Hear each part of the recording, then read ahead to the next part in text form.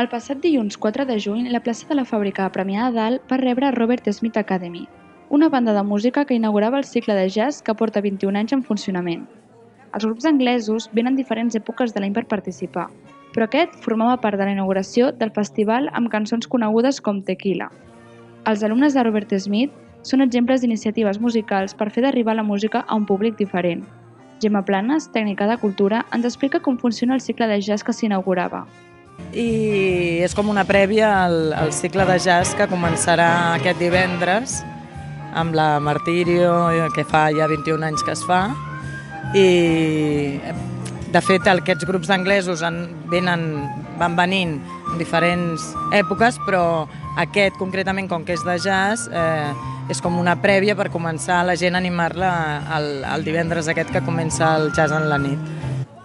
Els espectadors creuen que és una bona manera de veure el jazz com un gènere diferent i conèixer altres procedències.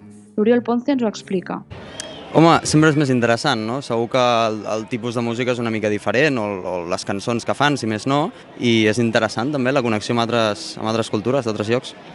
A poc, concerts a cost zero impulsen que els habitants de Premià de Dalt assisteixin a més esdeveniments musicals.